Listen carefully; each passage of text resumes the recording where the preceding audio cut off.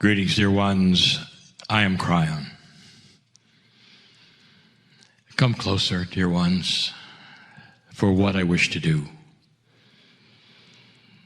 We have told you that there are many dimensions and that you live in only a few, and you call it everything. 4D or 3D, whatever you call it, is everything you have. There are some who are so attached to this that they will say, I cannot move out of it, and anything you say that is beyond what I can touch and feel is nonsense. And then there's the science and the scientist who says, well, excuse me, but reality has multiple dimensions, up to perhaps 27. Well, that's all that you have discovered. There's a lot more than that. And you, as a human being, are living in all of them, except that only the ones of 4 are you familiar with. And so your familiarity, well, that becomes your belief system. What you have not seen yet is not anything you think exists yet. And that's where the circle of 12 comes in. It's a repeating exercise of you crossing the barrier between that which is what you understand and know into that which is still real and still yours to experience, but that you don't know. To make things more difficult, multidimensional things, well, they don't act like you think. They keep changing and moving. And even if you believe that you can be there and go there as we are in a moment, they move, they change. And you're not used to that either. Change is difficult. It is difficult for all humans. Some say, well, I'm not afraid, bring it on. It's not about fear, dear ones. It's about being comfortable. On the other, is it safe? Some have said, well, how do I know I'm okay? Would I be stuck in it, for instance? Would I not be able to return? Would it affect my mind? And all of these questions show me you don't understand. Would a trip into your own consciousness be dangerous? Would you hurt yourself if you discovered peace and joy and love? If you opened the door and all your friends were there and they yelled happy birthday, would you slam it because it was just a little too unusual and you hadn't been there before? That's what we're talking about. You open a door and you don't just have your friends yelling happy birthday. You meet the rest of you and it's just the same. It's celebration that you've even made it this far. Each time we start this journey, this circle of 12, I tell you that you journey into what I call the soup of consciousness, a multidimensional area, region of your own soul. Your soul is real. You know it is. There are so many who say that your soul will not leave ever. It's always somewhere. That soul of yours is not something that experiences death. It's always there. It simply moves on. All of your belief systems say that. So why are you afraid to visit this soul that is eternal and has your name on it? It really does. You journey with this soul so many places. On this planet, this soul has been many times and will continue to be many times. But your reality says, oh, well, I'm not sure. And yet you're sure that it continues. Why aren't you sure that it's real right now? There are those who say you can't touch it, you shouldn't be next to it, it's untouchable, it belongs to God. It belongs to you, dear one, because it is a creation of God. You are a creature of God. You are allied with the Creator. You haven't understood that either. You say you're apart from the Creator. You're not. You never have been. Made in the image of the Creator, you have the creative stuff inside. If you could step into that which is your soul for just a moment, you'd see it. You'd see it. There have been so many, dear ones, who have come to the edge. The edge that is the mist that separates what is real to you and then what is surreal. It is still real. It is simply above what you expect. And those who have gone there have been able to heal themselves. There are some who have gone there on purpose, some who have gone there by accident, some who have gone there by near-death experience, and they've returned changed, all of them. All of them. Some have had spontaneous remissions. Some have had awarenesses, awakenings, so many things that they can't even explain. And so many didn't want to come back. They always do. But then some found they could go anytime they wanted to, and some changed their reality. In other words, they realized they could walk through the mist at any time they wanted. They could actually stand between two worlds. Some, dear ones, even took the mist away. Every master who walked this planet lives and breathes and works and existed in many dimensions at the same time. And that's what you saw. That's what you saw that attracted you so much to these. So compassionate were they. They could send messages to you. People followed them from distances, were called from distances and walked with them because their consciousness was multidimensional and you could feel the love and the compassion. Come with me. We cross a bridge together, we always do. This is a bridge that you create. It's a bridge from the unknown to the unknown, really. I've said it was from the known to the unknown, but right now I say it's the unknown to the unknown because some of you are starting to question where you are now. You're starting to understand a lot more about yourself. What if this 4 dimensions truly is an unknown place? Because there's so much here that you haven't discovered, even in 4. The largeness of God inside you, even in 4 dimensions. The beauty and compassion that you could have, even in 4 dimensions. It's unknown to so many. This bridge is going to be that which is a vision for you, which is the pathway from that which you believe is real to that which you have not experienced as real. The bridge you cross is crossing to a part of you you're not used to seeing. A part of you that some of you didn't know was there. How many of you were told that you can't go there? How many of you were told that it only belongs to the few? This is where angels go, not you. I'll tell you something. You are an angel, truly.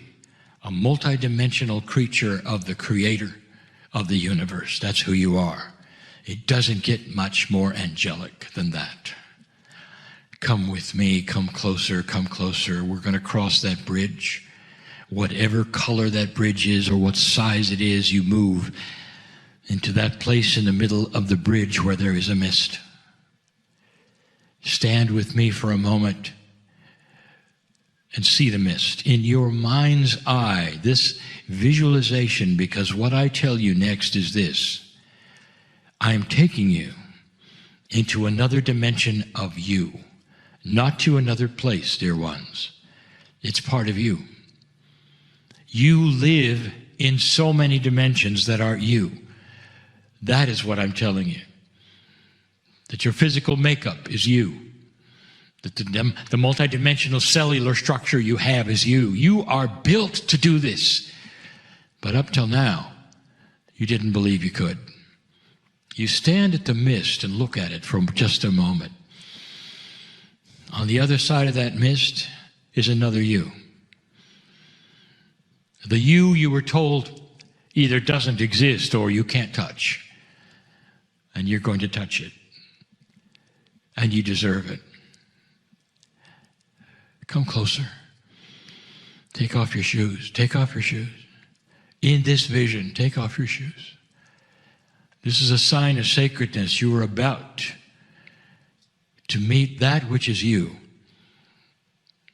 which is a multidimensional part, the ascended part, the part that you know so well has always been there, but you couldn't really touch. The part you dream about. When you dream, you're flying.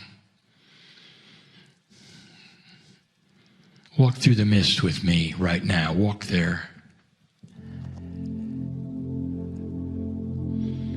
Take a breath. Is it a vision or is it real? Where are you? Is it a vision or is it real? What is real? Is it only what you have been used to, or can you expand yourself into something far, far larger than you ever thought? Dear ones, the physics of you is astonishing. It's not stuck in a reality that you can simply touch and feel. It goes way beyond that. Do you hear the music?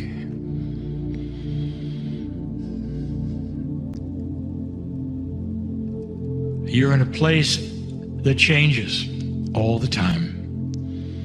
It's allowed to change with your consciousness. Whatever is the most beautiful thing you can think of, it becomes.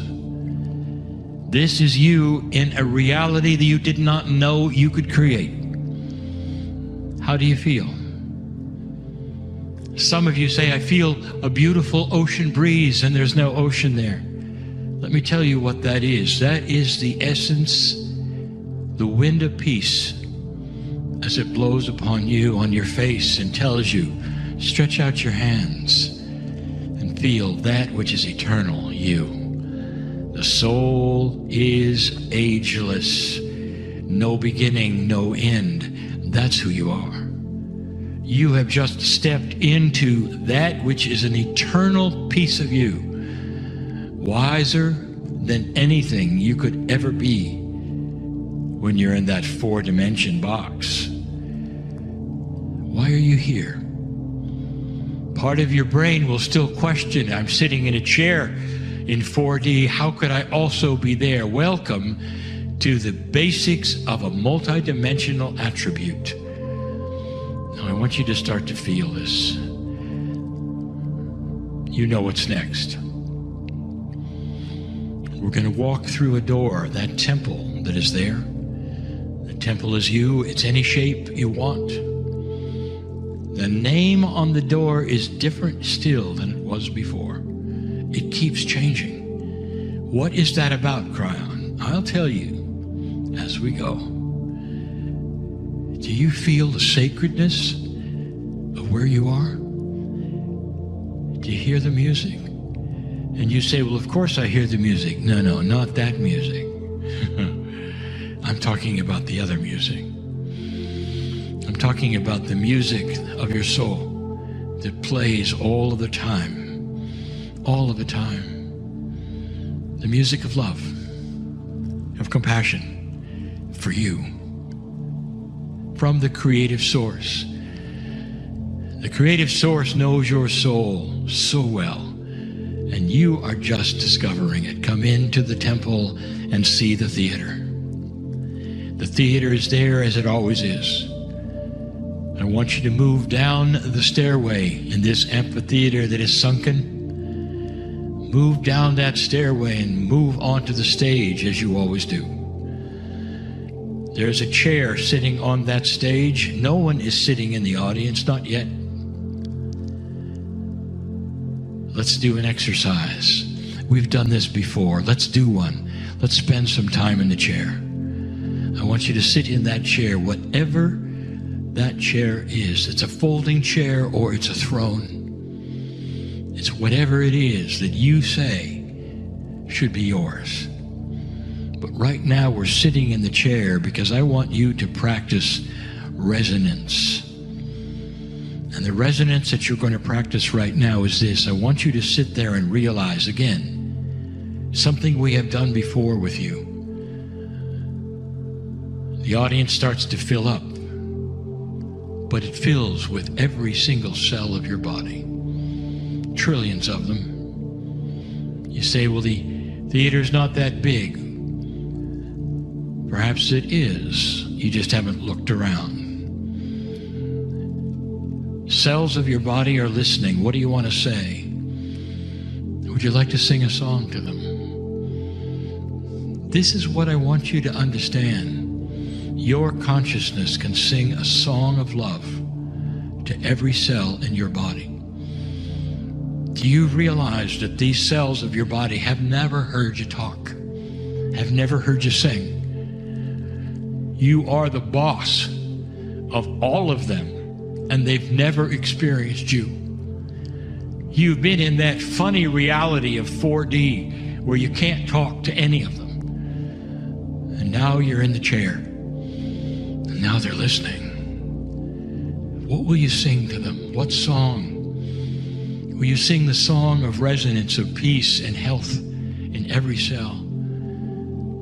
Will you sing a song that a disease cannot stand to hear and will leave because?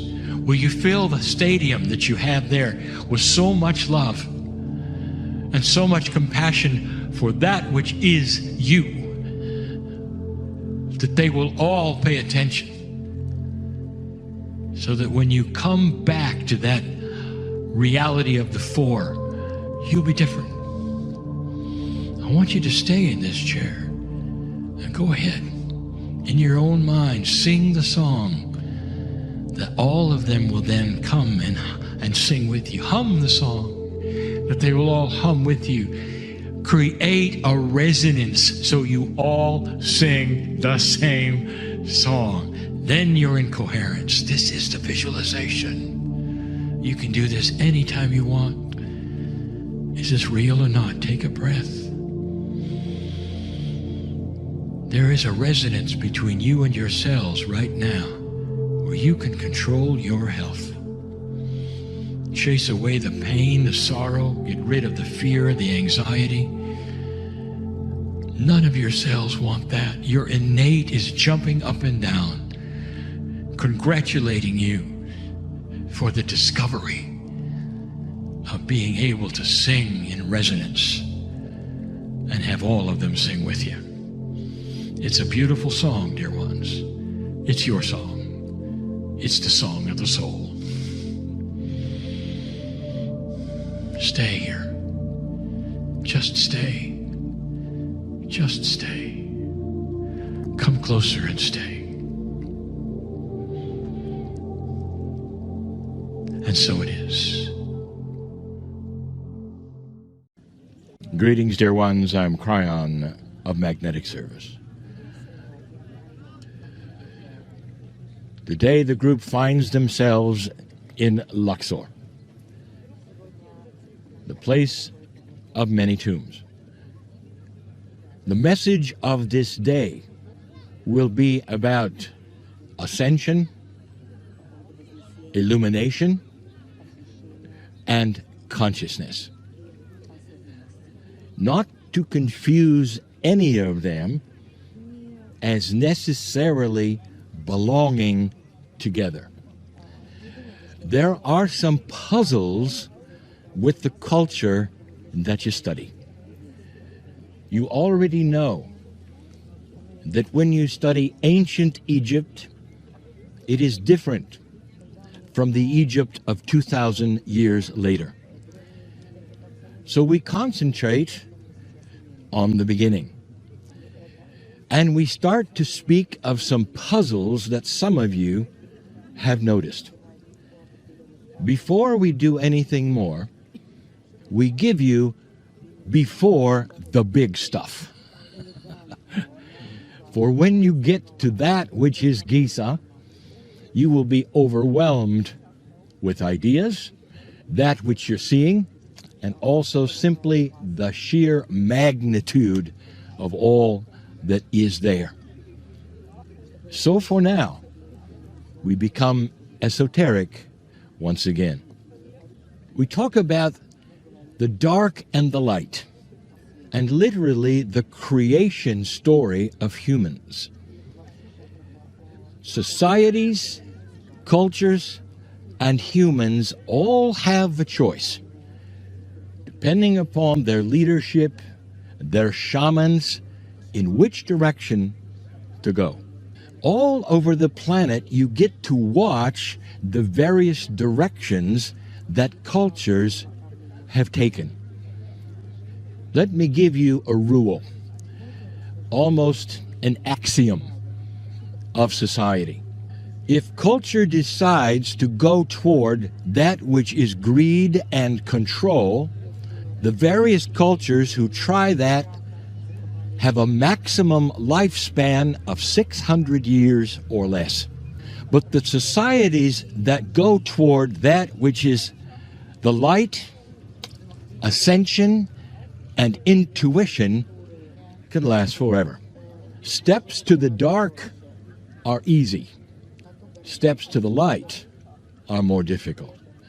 And that is what I want to discuss today, briefly, in a direction, in a way that you could understand. Let us look at the direction that the ancients took almost from the beginning. Let's talk about this. Light. Do you see an emphasis anywhere in Egypt on light?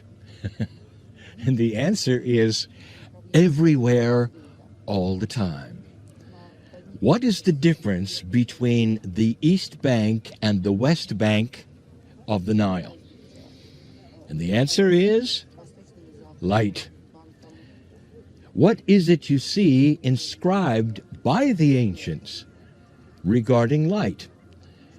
The instructions are everywhere regarding that which is what they consider an ascension of the culture and also of the humans in the culture.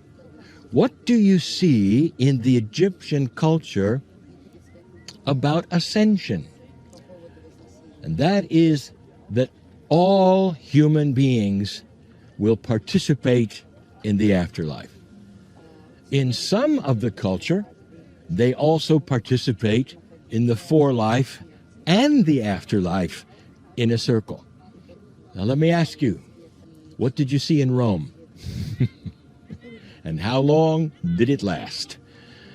And this is what I want to then briefly show and tell this day.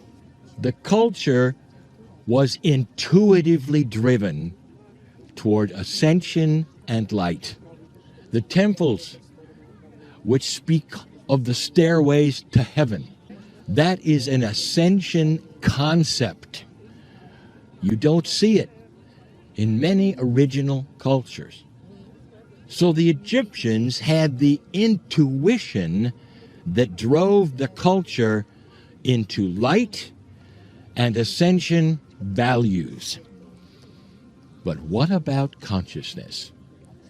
And here is where we split these and the concepts of these so that you will understand far better what this means. Light and ascension is intuitive. The afterlife is intuitive.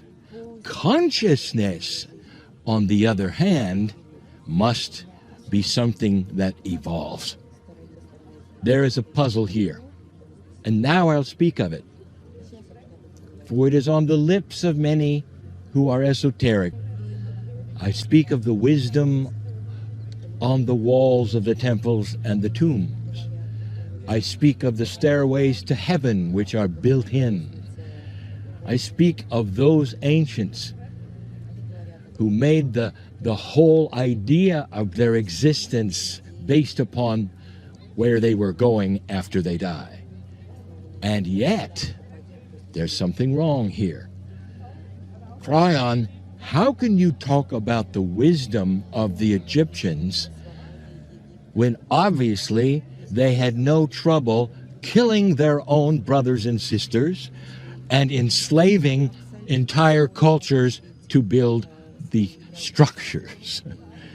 Is it possible that you can then have a culture which is aware of God, of the ascension, of illumination and light, and be low consciousness? Yes, let us look at something we all understand. Consciousness is something that is learned, developed, and evolves. When you start teaching your children, you can see this very, very clearly. You love your children. Before they have a vocabulary, you teach them love. They understand the concept of love and compassion from the parents. But at the same time, through growing up, some of the children are brutal to each other, even to animals around them. And then you go into teaching them the right and the wrong, the integrity, and consciousness starts to raise, or not, depending on the child. So let's review. You can have a child who is aware of the basics, of love, of compassion, where it comes from, and yet completely ignorant of how to apply it to themselves. And over the years, they grow into it. They interact with each other. And that is the difference between some things which are intuitively spiritual and the things which are human and have to develop by society and human interaction. This planet is moving into compassion. You can measure it even in the last 100 years of how countries are working with each other instead of conquering each other, how humans are reacting with each other instead of simply killing each other, which is called war. We have said it many times, you are overdue for a war, which will not come, for you are starting to evolve in consciousness. So what you see in Egypt is an intuitive awakening of God, the afterlife, light itself, and ascension. Very, very high concepts.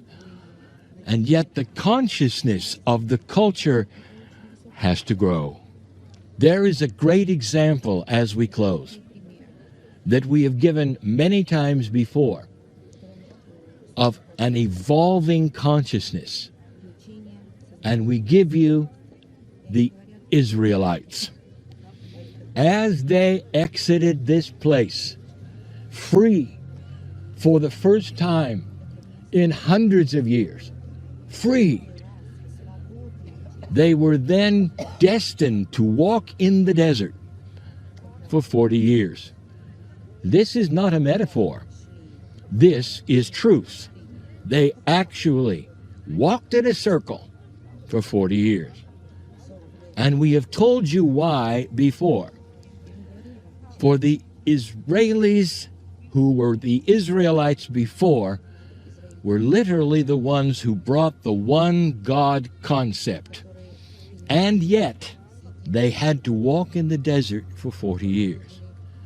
And this is so that a new generation could be born during that time. And here is the reason. Yet again, you cannot take the consciousness of slaves into the promised land. And so the children had to be born, which never had the consciousness of slavery, because it is embedded. through hundreds of years, through the Akash. You see what I am saying? Human nature evolves into higher states if it chooses it, but it can still have the basic concepts of the wisdom of God and light, even of the reincarnate being. You'll see it here, everywhere. I have just answered the question that some have been asking since the beginning. Separate the two and understand that the evolution of consciousness is what this planet truly is about. I will close with this, something you've heard before. May you always drink from the Nile. And so it is.